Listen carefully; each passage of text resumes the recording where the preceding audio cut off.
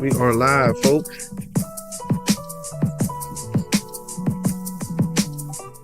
We are live. Thank you for that, Keish.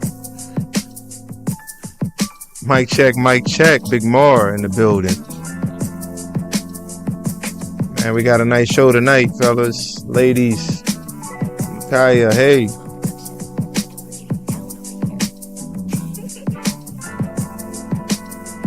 Hey, hey, welcome to the family.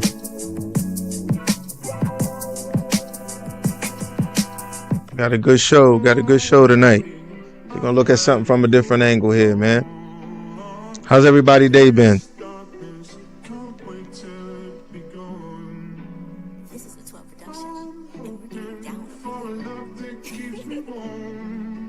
We enjoying the music a little bit, trying something a little different, pass the time until the show starts. This is actually 12 production. My man Shannon Ali, another local guy here trying to support local. You on vacay, huh, Mar? Just kind of relaxing a little bit. I ain't mad at you, brother. I don't even know what a vacation is. But looking forward to having one real soon, though. I hope you enjoy yours, Mar.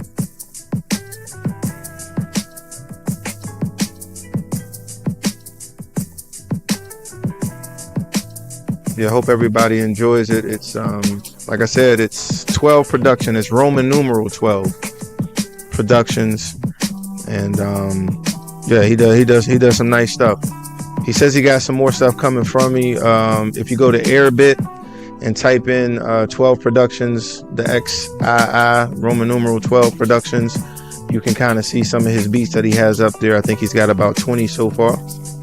You can even buy them with licenses or whatever you want to do. But yeah, he showed me love by allowing me to play something before the show starts. And he said he has some more on the way for me. So each week I'll play something a little different. So yeah, just something different. Hopefully it's easy listening as we get ready to get started, I always say, man, I'm trying to separate myself from what's out there. And hopefully this will just be something else that separates me from some of the other shows. It's part of my personality. Anybody that knows me know I love music. And so it's something I do every single day. I got music on all the time. So it's only right for me to have some sort of music in the show. So hopefully you guys are enjoying it.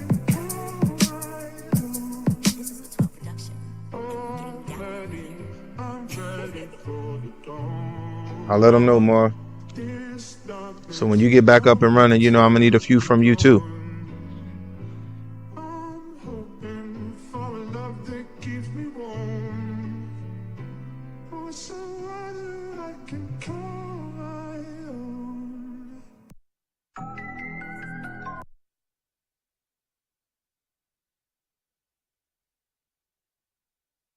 Hey, Banano, what's going on, man? Good to see you, bro. Good to have you here. Listen, and if you guys haven't subscribed yet, if you haven't hit the notification, please do. If you haven't seen some of the shows that we've already loaded up, make sure that you do. Even if you don't have time to watch them through and through, the thumbs up is a huge help. Just helps me kind of get my numbers up. And for those that do follow me on any social media platforms, just do me a favor. When I post something, if you'll just repost it, That's a huge help as well. Just kind of getting it out to people that I might not know or be able to get in touch with. Just repost it, and you can just let them know it's somebody that you know, and then they'll respect it. And maybe a few people will tap in and become part of the Listen Man family as well. So yeah, we're gonna give it maybe 4 more minutes before we start the show. We're gonna talk Crown Talk tonight. We're gonna look at it from a different angle. Crown Talk tonight. We'll get back to a little bit more music here.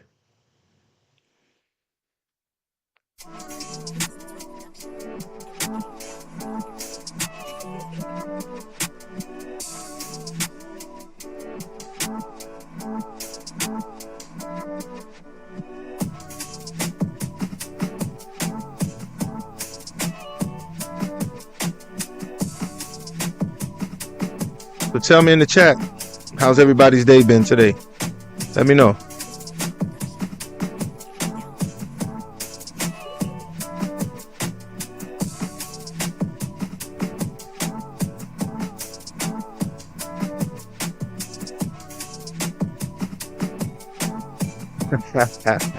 Crown Royal.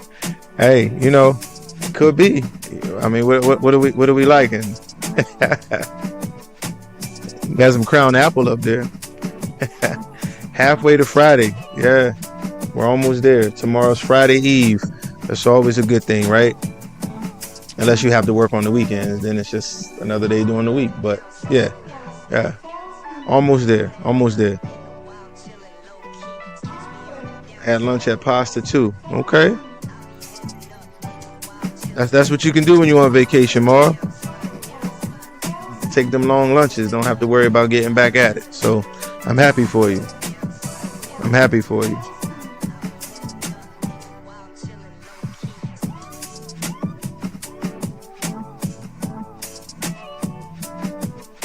Couple more minutes. Hey, nothing wrong with that, Banano. I appreciate you taking a little time, to tap in afterwards. I appreciate you. Apple all day. Yeah. Even though I heard that peach and vanilla is something else too now. But I got some apple up in the cupboard. You said Lolo, Mar? What is Lolo? 2 more minutes and we're going to go ahead and start this up. 2 more minutes. Again, I can't thank everybody enough for being willing to, spend a little time with me this evening. I know you worked. As my man Banano said, just left the Lord's house. And he's running straight to the Listen Man show. That's love. I appreciate it. And it makes me happy to know that, folks are trying to support, man. So I thank you guys. I can't say it enough. It means a lot to me. We'll see where this goes. We'll see where this grows, man. So hopefully you guys will help out. It's hard to believe it's been 2 weeks and we're almost to 100 subscribers already. So I want to get to 100, man. Maybe within the next week we can be at 100. So I need you guys to subscribe and share and share and share and share. And then hopefully we can get to 100. Oh, he forgot the last L. That's hilarious.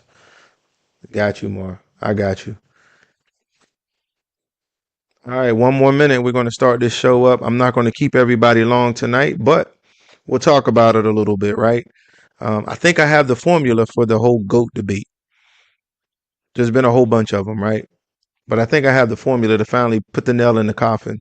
So we'll see what people think about it. Those that may hop on here a little bit late will welcome into the show as well. And then those that may watch the recorded version of this, hopefully they send something in the chat and let me know what they think about it, whether they agree or not. So look, let's go ahead and start the show off. And we're gonna try something. We're gonna try to start this thing off right, okay?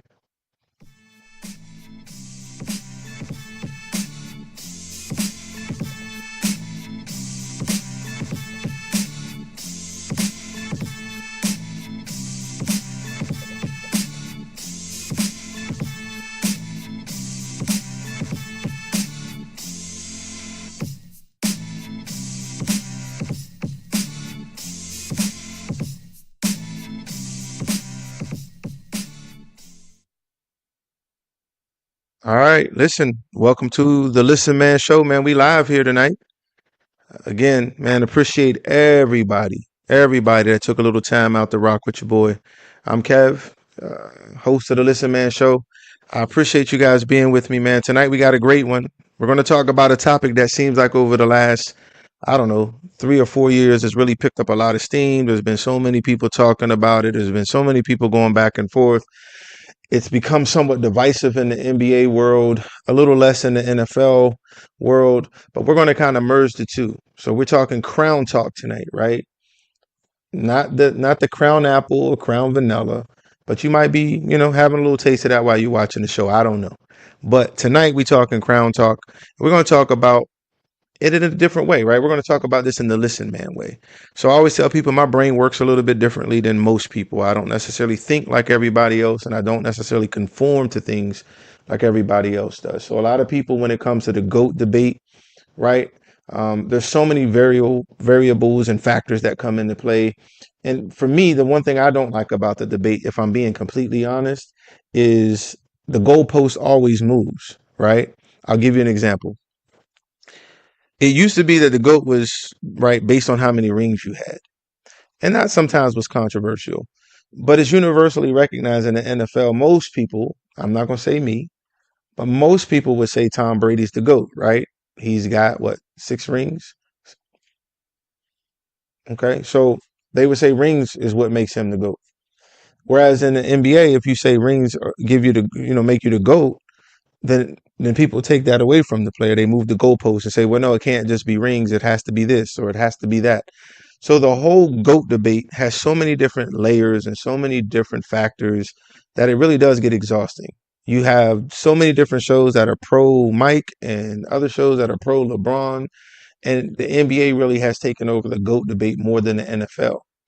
But I've always had a theory that I could streamline this down to maybe one or two factors that could make it easy for anybody that wants to talk GOAT in any sport, any player. You can make it really, really easy, right? So we're going to talk about that tonight. So first, in the chat, let me know, you tell me what are factors for you when you think about somebody being the GOAT, the greatest of all time. I'll wait a couple of seconds. Tell me in the chat, what is it that you guys feels make somebody the GOAT? Whether it's sports, whether it's music, whatever it might be, what do you think it is that makes a person the GOAT?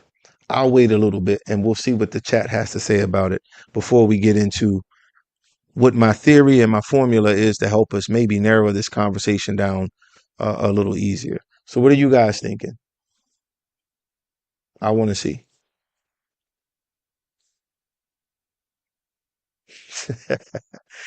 All right, Kelly, welcome to the family. Not flopping. Yeah, that's a key factor for sure. And that actually fits into the formula just a little bit too. We're going to touch on it. But it fits into the formula a little bit, man. It really does. I promise you it will. You'll be surprised. And when you see how simple this formula really is, you're going to be like, all of these people with these degrees and all of this stuff, it's crazy. Like, they're gonna be like, how come nobody else thought of this? Not that I'm smart. I think sometimes they be thinking so high up here that common sense be right here. All right, what else we got? Impact. If it changed because of them, success rate. Okay. And Keith just agreed with everybody. All right, cool. Yeah, speaking facts. Yeah, now if you want to see something funny, man, go back to my channel. About 2 years ago when I first started the show, I did a show on flopping. Where did it come from? How did it start? And more importantly, how did it bleed into the NBA? So if you get a chance, go check it out. I think you'll like it. That show setup was a little different, so there's actually videos and things in there. Uh, Go check it out. Give it a thumbs up and tell me what you think about that one too. Excellence, dominance, achievements, consistency. All right. Yeah, I like it. I like it. All right. So we're kind of all in the same lane. So here is my formula. The one thing that people always seem to forget when it comes to the GOAT conversation is the last letter, the T.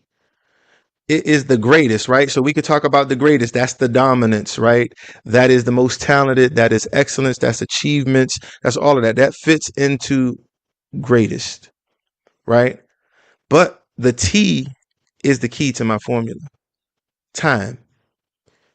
If you're going to say a player is the greatest of all time, then that tells me I should be able to take that player at his absolute peak, at his best, and I should be able to drop him into any era, and he should be the greatest of that era. Simple formula. Very easy, right? If you're the greatest of all time, then that means that you should be great in every single era. You should be the greatest. That's literally the definition of GOAT, greatest of all time. So let's talk about it. We'll start with the NBA first because that's the huge debate, right? Is it Mike? Is it LeBron? Is it Kobe? Like some older gentlemen will say, I think it's Kareem Abdul-Jabbar. He's got more rings than all of them outside of Bill Russell, but the greatest of all time. So let's talk about it, right? So we can start with today. It's 2026. Oftentimes people will think that LeBron is the greatest of all time. Okay. So let's ask ourselves this question, and I want to see it in the chat. Correct. I remember the time. Michael Jackson for sure. Greatest of all time. I believe so. Because he's still selling records now. So there we go with the time part, right? He's still selling records. He's still setting records. And sadly, he's been gone for over a decade, right? So time, greatest of all time. No question, I don't think. But let's use LeBron, right? Let's take him at his absolute peak, which some people would say is around 2016, 2017, when he had that run against Golden State. They said that was him at his apex. That was him at his apex. If we took that LeBron, and let's just go back a few years to say 2000 to 2010, would we say, in chat, you tell me, put a 1 if you agree yes, put a 2 if you agree no. Would you say that peak LeBron, 2016, 2017 LeBron, if you dropped him in the league from 2000 to 2010, even though he was in that time period, he wasn't at his peak. He came in 2003, but let's just use him at his peak. Would you think or say that he was the greatest NBA player of that time period? 1 in the chat if you say yes, 2 in the chat if you say no. We're going to see if this formula works. Prime LeBron, 2000 to 2010.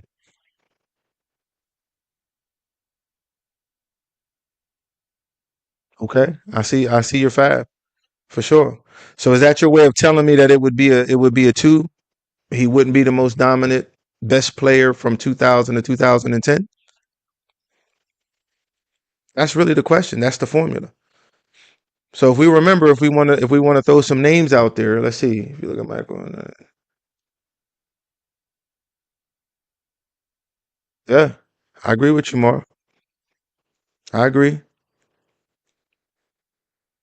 Right, 2. Okay, we got another 2. 2. Yeah. So just to put it in perspective, if you go 2000 to 2010, right, you had Kobe, who at that time was considered the best in the league, right? You had Tim Duncan too, that was considered the best. And you also had, kind of Shaq in his prime, early 2000s. But if we were to drop LeBron there, all right, so Mar, you say yes, LeBron would be the best in the league during that time period from 2000 to 2010? You say he would be better than prime Kobe and Shaq and Tim Duncan. Okay, that's your thoughts. Me personally, he was there. Again, I always go back to actual evidence, right? So if anybody watched the documentary Redeem Team, on the Redeem Team, it talked about how, they had the team with prime LeBron, prime Carmelo, prime D Wade, Chris Bosh, and many others. And the one thing that Coach K said that he needed was at the time the best player in the world, which was Kobe Bryant. They needed and recognized that Kobe was the best player in the world at that time. And that's with LeBron in his prime. So I'm going to say from 2000 to 2010, no worries, Mar, I saw that there. he would not be the best player. He might be in the mix for the best player, but it wouldn't be overwhelmingly evident that he was the absolute best player, right? Okay. So now let's go back. Let's go back to, we'll just do the whole decade just to make it easy. From 1990 to 1999. If we drop prime LeBron, would he be the best player in the league? One if it's yes, two if it's no. Real simple. Let's just do the formula. 1990 to 1999. Would LeBron be the best player in the world during that time period? One, yes. Two, no. Let's see what you think, chat. Let's see what you're thinking. All right, we got two.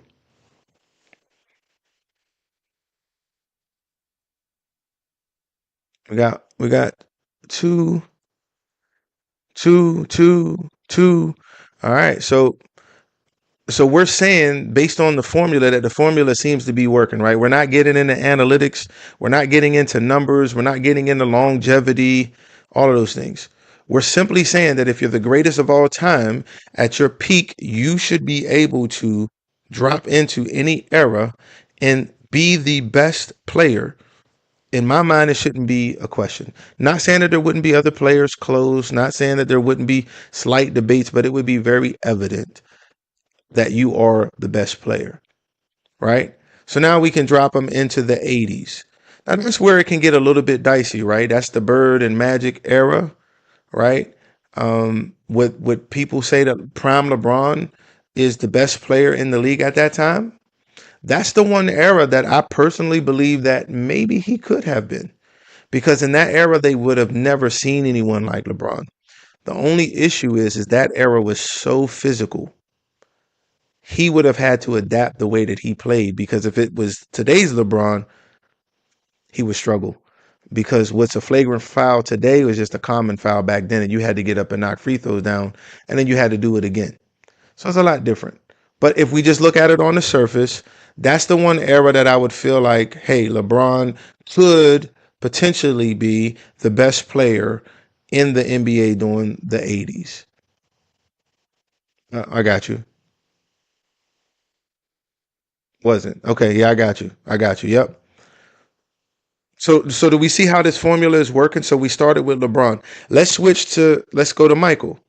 Now, Michael played in the 80s, and we know that he came in the league in the 80s, and even early in his career, Larry Bird literally said that wasn't a basketball player when he faced Mike the first time in the playoffs. And even though his Celtics beat Mike because his team was better, he said that's not a basketball player. He said that's God in sneakers. So even he and Magic recognized that Mike was nipping at their heels. They recognized how great he was the moment he came in the league. And a lot of those guys said that he was the best player in the league at the time. He just didn't rack up the wins the way that Magic and Bird was. They still were going at it. Then you had the bad boy Pistons the last few years of the 80s where they went back to back to round out the 80s going into the 90s. But everybody knew that if you were to say who was the best player, say from 85 to 89, most would agree it was Mike during that time. He just didn't have the wins. Yep, I see it. Lahu. Yeah. All right, so let's take Mike and we put him in the 90s. We already know what that is. We saw what he did in the 90s. It wasn't close.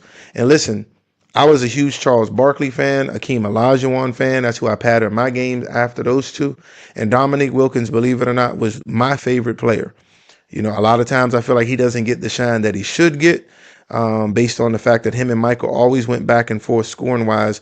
Mike's team just had a better general manager that built the team, whereas Dominique was just in Atlanta for so long. And when they finally put a team around him, they traded him for Danny Manning. Don't even get me started on that. That still irritates me. They were, I think, 22-1, and they traded him for Danny Manning. Like, anyway, that still irritates me. So we can say Mike, it was evident he was the best player. Now, let's take prime Mike, whether you want to take first three-peat Mike or second three-peat Mike, and let's drop him into that same era of 2000 to 2010. would we say that Mike would be the best player in the league? Again, that's prime Tim Duncan, that's prime Kobe, that's prime Shaquille O'Neal, right? We're getting into prime. Let's see who else was kind of in their prime during the time around 2010. That really kind of was the big error, right? Um, would we say that Mike would be the best player? One in the chat. So we got a one. We got a one. I would put a one if I was, kind of chiming in on this. I would say Mike would definitely still be the best player in the league in 2000 and 2000 through 2010. There was a shift that happened around that time. The big men started kind of leaving during that time period, right? We started getting into position as players, the Kevin Garnett's and Tracy McGrady's and these guys that were 6'9", 6'10", but they played like wings. So we didn't really have the rim protectors that Mike had in the 90s. Yep, he would have adapted. Got you. One. So everybody agrees that Mike would be the absolute best player from 2000 to 2010. All right, so let's bump it up. Let's say 2010 to 2020. We actually could just say 2010 to now, right? Because around that 2010 mark is when things really started changing. That was around the time when the 3-pointer really started getting elevated. Steph Curry came into the league and really took it to another level, and everybody in the world started thinking that they could shoot threes. The game became more free flowing. The rules changed around 2013 to where there was no more hand checking. You couldn't really pick anybody up full court that way. It was a foul. Flagrant fouls became, a huge deal. Guys started getting to the free throw line 30, 40 times, which was unheard of because of, the way the game was refed. So if you put Michael in that time period, with the prime LeBron and Carmelo and D Wade, Steph Curry. Who else did we have? During this time period, that really was in the top. We could even throw the early Dwight Howard that was in there early. He didn't last long, but he was an MVP candidate, defensive player. He was one of the top players. Would we say that Mike was the number one player out of all of those players? One or two? If we drop Mike in the league right now, would Mike be the best player? Prime Mike. Would he be the best player in the league right now? I see a one in there.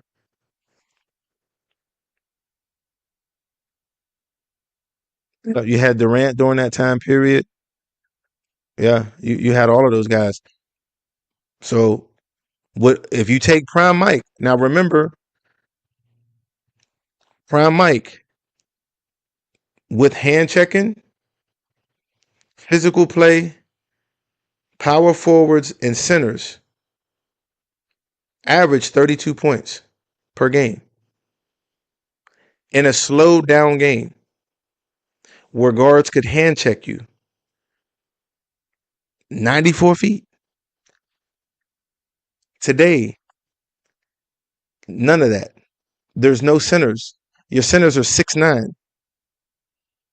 Every team doesn't have one, right? You got Jokic and then you have uh Embiid in Philly. Those are really your two real centers. All right. What's up, AJ? Welcome to the chat family. Welcome to the Listen Man Show. Jordan would be the number one player in any era, especially in his prime. I agree. So do you see the formula? Taking a player in their prime, and people I think forget just how athletic. So they talk about these guys and how athletic they were, but they forget how athletic Mike was, right? With the footwork, with the skill level, and then the fact that the mindset, we didn't even get to the mind, that killer mentality of just not letting anybody beat him. In today's game, as free flowing as it is, I feel personally it wouldn't even be a question that Mike would be the best player in the league. And there's been plenty of clips of former players and even current players that have said that if he averaged 32 in the 90s, that today he probably would average close to 40 if he wanted to. And that's not really far fetched when you look at a player like SGA, right? SGA basically plays like a lot of the 90s players, a lot of mid range, a lot of footwork. And look at how easy he makes the game look. And he averages 30. So you mean to tell me if SGA can average 30 today, and he's nowhere near on the level of Mike athletically, nowhere near on the level of Mike when it comes to aggressiveness and the mentality that he had. If he can average 30, I don't think there's many people that could convince me. I agree with you, AJ, that he couldn't average at least 37, closer to 40, really. In this free, I mean, because you look at some of the players and how they get to the free throw line. Mike would go to the free throw line just for the simple way that he attacks the rim. So a simple formula, right? Greatest of all time. We're using time to really be the barometer of who's the greatest. If you're going to say that, then you should be able to take any player that you choose. It doesn't matter who you think. Some people think Steph Curry is. You should be able to take that player and whatever impact that they've had, it should be the same consistently in every single era. Simple. Today's game, 45. Mike would average 45. AJ says today's game, 50. It's just the formula. And so people get into analytics, people get into rings, people get into all of these different things, but yet they forget the very thing that is the argument, greatest of all time. They forget time. Time is the great equalizer. It's the only thing that really matters. Could I say that this player is greater than this era, this era, this era, and this era? Based on its rules, based on its style, would that person be the best? Simple. So I think that we've kind of agreed that the formula works. That most would agree that in that formula, using time, we would say that Michael Jordan is the greatest of all time when it comes to basketball, right? And here's what's funny about it before we go to the NFL.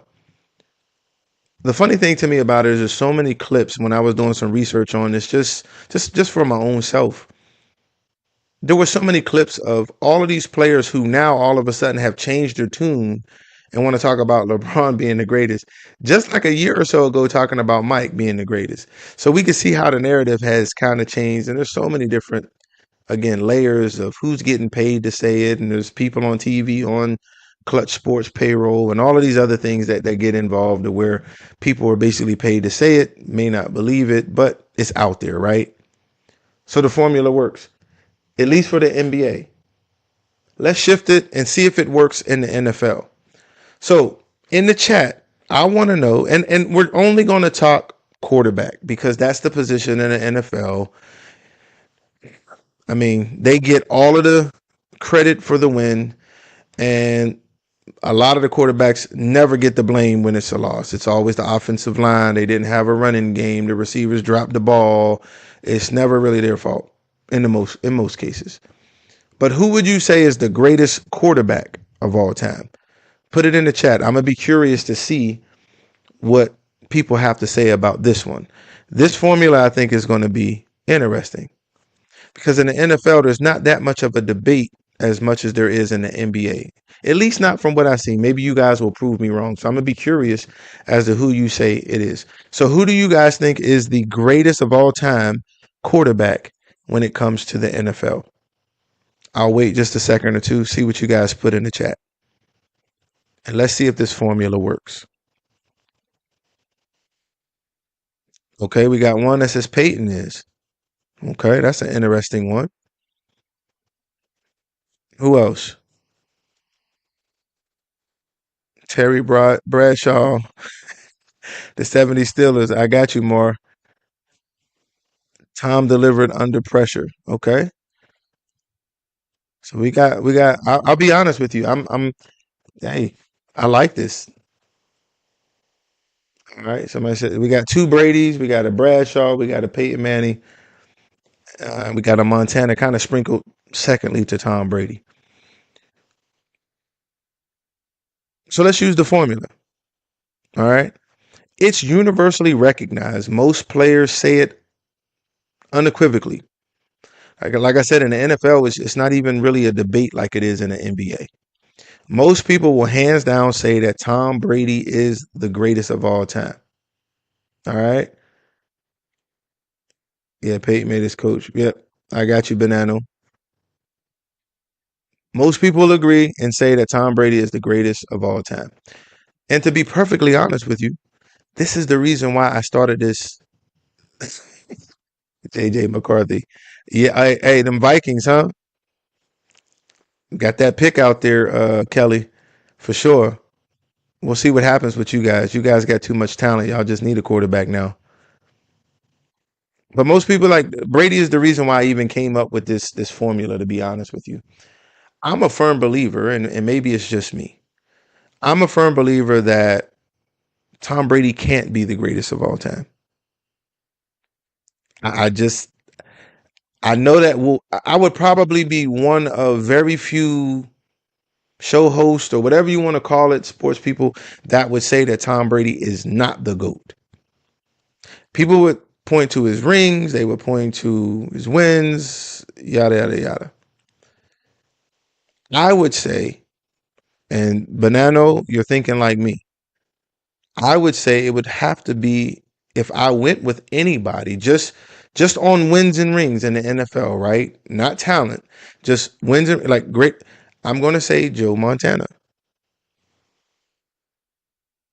It would have to be somebody of that ilk because again, we're using a formula. So take Tom Brady in the era that he played in.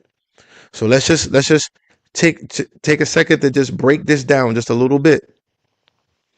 The NFL in the era that Brady played in, and it's super soft now. I mean, it's banana pudding soft now. But when he first came in the league in 2000, 2001 or whatever, it was still, a little bit of football. But even then, they changed the rules to where, guess what? Wide receivers got 5 yards head start. There was no jam in the wide receiver at the line of scrimmage to make it hard for them to run their route. Now these guys get clean breaks to be able to run their route. They basically get a head start, right? That's number one. So as a quarterback, you have help there because if you have any decent route running receivers, you're able to basically give them a head start. That helps the quarterback complete passes, right? Because the DBs are limited in what they can do. And we can even get into the hand checking and that type of thing. Typically it goes against the DB every single time. It's a flag. So you have help there. All right. Let's see. He played against the best defensive player all time, LT, in the defenses players, period. Yeah, I remember. I remember Slash more. I remember Slash. We Steeler fans through and through, man. We always going to find a way to get a Steeler in the mix some kind of way. Banano, I see you. Yeah, yeah. And we're going there right now, right? So we look at the eras. So the era that Tom Brady played in, you have 5 yards for a receiver to get loose. DBs and safeties could not hit. DBs and safeties could not put their hands in battle for the ball. It always would be a flag against them. So that's on the receiver side, which helps the quarterback. Now let's talk about the quarterback himself. Defensive linemen cannot touch the quarterback. You can't even tap their helmet if you run past them and you're trying to pass rush and you bring your arm up and the offensive lineman hits your arm and it hits the helmet of a quarterback. That's a 15-yard penalty. That's roughing the quarterback. So quarterbacks today benefit from the rules being able to allow them to play basically without getting touched. So you one have the opportunity to stand back there most of the time clean. And then two, your wide receiver has the opportunity to basically kind of get free because they get a head start against DBs. So the defense is oftentimes handicapped. This is the reason why we see the yards per game have gone up, why we see yards per year go up, and why we see these wide receivers get in these astronomical numbers every single year. is because the rules have geared it more towards the offense and not the defense, right? So now let's drop Tom Brady, who is most people's GOAT, and let's just drop it down into the 90s. Okay? Let's just drop it down into the 90s. The rules were totally different then. You still could jam a receiver. If a receiver came across the middle, he got hit. If a quarterback got hit, they could borderline body slam a quarterback, and it was just a play. You get up and you have to run the same play again. My question is, when it comes to Tom Brady, just like we said before, if we take him and drop him there, would he be able to do the things that he did in that era? The reason why I feel like in the 80s and 90s he would not be the best quarterback is, in this case, we could use a little bit of stats. So if you look it up, Tom Brady absolutely had the worst QBR when under pressure. So any team that was able to get any kind of pressure on him, I'm not talking about hit him, just pressure, he would drop almost to the very last in QBR in the NFL. So he was horrible with it. He had to have a clean pocket. He had to have everything work right for him. And he looked great. He would pick you apart.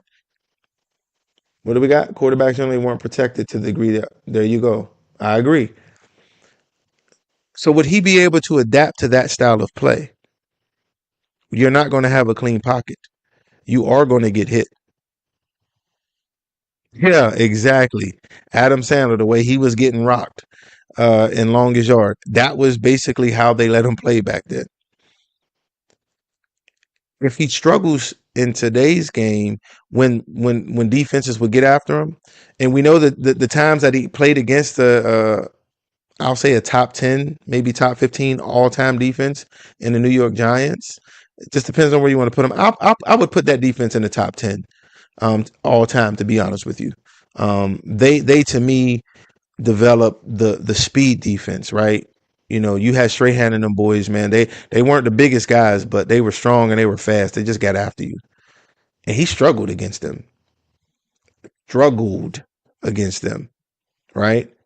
If you drop Prime Brady and Prime Montana in the same 1990s, I wouldn't automatically say Brady wins. No, no. Well, you got to remember, you know, Montana did play in the early 90s with the Chiefs, and he still put up numbers that the Chiefs just stunk. He took them to the playoffs. They just didn't have a good team.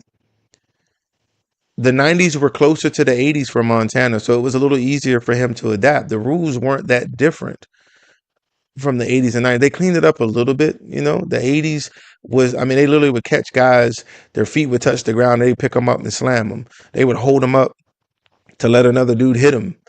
I mean, it was almost like WWE to some degree. You know what I mean? If you're being honest, in the 80s, the 90s, not so bad, but it still was extremely physical football. I just don't know if Tom would be the greatest if he struggled anytime he played a team that could get pressure on him. And then again, the referees aren't going to call the game the same. I'll share an experience. Mar will remember this. And it wasn't even against the Steelers. It was actually against the Ravens. One year they played the Ravens in the AFC Championship game, and Tom Brady threw a pass. It was incomplete. It was a crucial drive that if they went out, the Ravens get the ball back, and the Ravens would have went to the Super Bowl. Tom Brady threw the ball. You could literally count about 3 seconds maybe after the ball left his hand, incomplete. And literally a guy brushed against him. He fell down. He literally got up and complained to the referees. The defense was leaving the field, and so was most of the offense.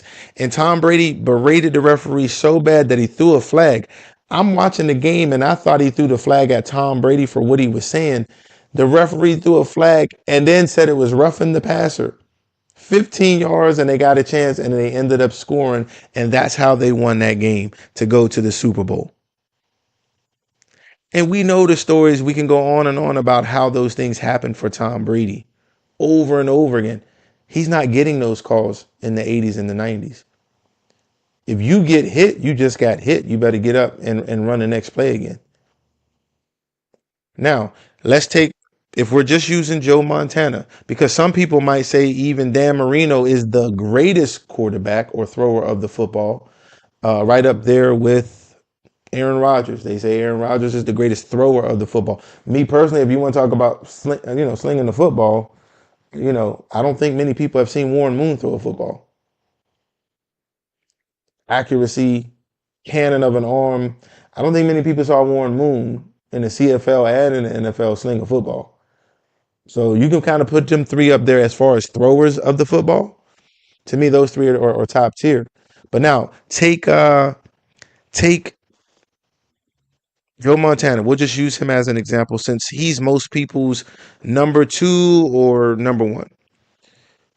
We know what he did in the 80s. He probably would do the same if he had the same team in the 90s. But if we put him in today's era and you giving Jerry Rice 5 yards where a DB couldn't touch him, not only is Jerry Rice's numbers going to be triple, and some of his records are still standing now. They're still standing, which shows how incredible that was. Nobody would even get close to him today. But Joe Montana not being able to be touched, having a clean pocket, and his wide receivers getting basically a head start to run routes, he would be even better than what he was in the 80s and 90s in my mind. Tom versus Purple People Eaters. Hey, listen, I'm going to tell you something. Those Purple People Eaters, man, they made it to a lot of Super Bowls, Kel. They made it to a lot of Super Bowls. Unfortunately, they ran into my Steelers twice. And then a few other times they just didn't have the offense, but that defense was real. Those were some low-scoring Super Bowls. They had some good teams. But could you imagine him playing in that era? He wouldn't be the same Tom Brady that he is, because we already see that when he faces a team remotely close, he loses. He loses, right? He lost to the Eagles. Eagles defense was very similar, a top 10 defense all time. Made it very difficult for Tom Brady. And you could see the frustration on the sideline because it wasn't clean for him. But we still choke. Man, one day, hopefully, you just need a quarterback, Kelly. You just need a quarterback, brother. Hopefully, something good will happen. So do you guys see the formula? Greatest of all time. And all we're literally doing is taking a player that anybody could pick a player. Pick a player. I don't care who you pick. But just go back a decade and then a decade and then a decade and then a decade, right? And is that player going to be the same caliber and recognized universally as the best player in that sport during that time period? If you have to think about it, if you have to pause, then typically that means the answer is no. It's really simple. It's not hard. A lot of times we make things more complicated than what they have to be. And I get it. People want to debate and they want to fuss and they want to fight and scream and yell. But really, it's just that simple, isn't it? Kelly's right. That's hilarious. So tell me, chat, what do you guys think about my formula? Does my formula work? Or does it not make much sense? Tell me what you think. I'm curious to know. In just a few, little bit of time that we've talked about it, I'm just curious to know. What do you guys think? Does the formula work? Does it make sense? I'll wait to see what you guys say about it. I'm curious. And I'll be even more curious when people watch this recorded and they can tell me what they really, really think. 100. Thank you, Banano. I'm glad it makes sense to you, man. It works. Yeah. Just a different way of looking at things, right? Sometimes we can get so caught up in what's happening that we literally miss the forest for the trees, as they say. And it's right in front of us. We use the phrase all the time, but yet we forget about time, the T. So the T is the formula in the GOAT debate. So when we talk about crowning somebody, right? Crown Talk is the title of this show. we have to create that narrative of what actually allows a person to even get in the realm of putting that crown on. And if we're going to crown somebody, that means we're crowning them for all time. It's simple. Yep. It works. I'm glad you guys like it. I'm glad it made sense. It's something that I thought about for a long time, and I just never understood why all of these people who are so smart, probably a lot smarter than me, never really could figure out a simple solution to the GOAT debate. One that even if you're on this side or that side, you would come in the middle and say that makes sense, and that person obviously fits the bill. And now, if you want to add stats to it, if you want to add analytics to it, go right ahead, because it's only going to bolster the fact that that person is the GOAT. But you don't even have to. You don't even have to do all of that. You really don't. So I'm glad you guys tapped in. I'm not going to keep you much longer, man. I really do appreciate it. It's always great. I hope you guys like this format. I hope you like the fact that we can sit here and we can chat. You're not just listening to me talk. I'm listening to you guys. I hear what you guys are saying. Um, and it means a lot. I'm grateful for it. I'm grateful for your time. I'm grateful for your support. Make sure you share this with anybody that likes sports, man. Send them over here. We'll take good care of them. Like I said before, we're almost at 100 subscribers in just 2 weeks. So thank you very much. I really, really appreciate it. Um, let's just keep going. Let's keep growing.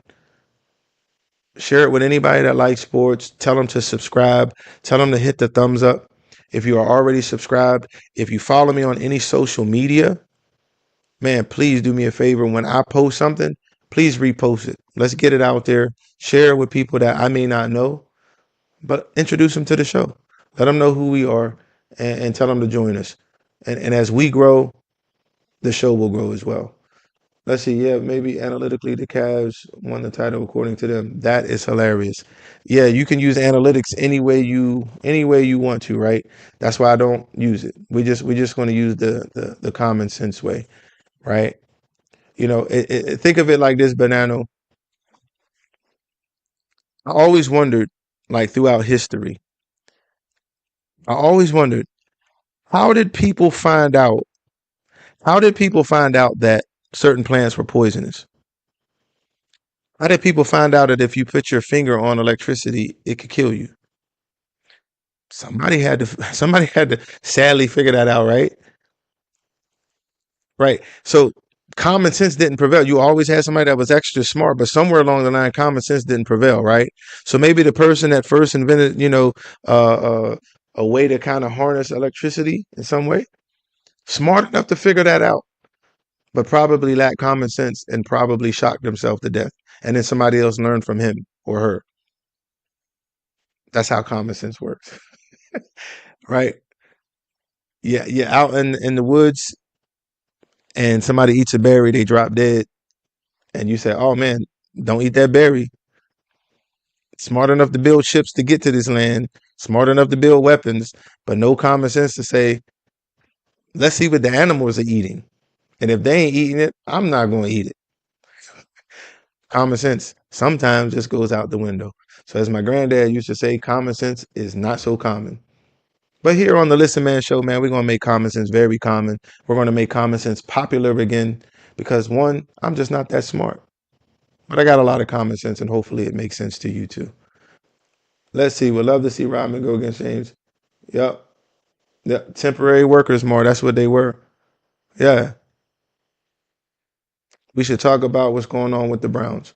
Hey, listen, I'm open. I'm going to have some shows dropping tomorrow and Friday. So make sure you guys hit the notification on those as well. Some interesting topics. One of the topics actually was presented to me. So send me a text, send me a chat in on IG or Facebook or wherever, YouTube, and let me know what topic that you would like. So you want to talk about what's going on with the Browns? We can do it.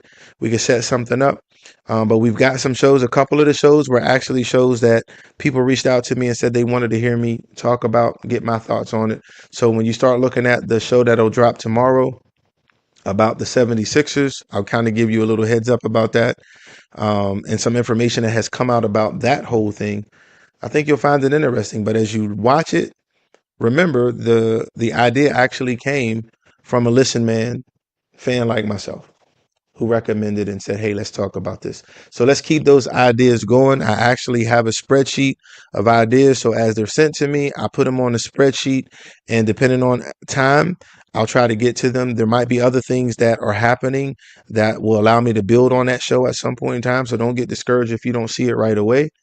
It may actually come out a few weeks later based on other things that are building around it. So listen, I just want to thank you guys, man. I'm going to get ready to end this live. And I can't thank you guys enough. You don't know what it means to me to have you guys here, man, truly. And I hope that we can continue to grow. Next week, if you're on next Wednesday, kind of have an announcement. I'm hoping I'm not going to say too much about it, but I'm hoping that I'm going to have something to share with you guys that I really want to take care of my day ones.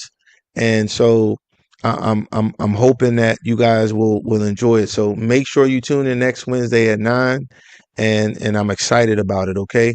So next Wednesday, 9, but go ahead and turn your notifications on, because if breaking news happens, I will go live like I did on Monday. And then we'll talk about what the breaking news is for a few minutes, and we'll go from there. All right. So as I always say, guys, keep positive people around you. The more positive people you have around you, the more positive things is going to happen to you.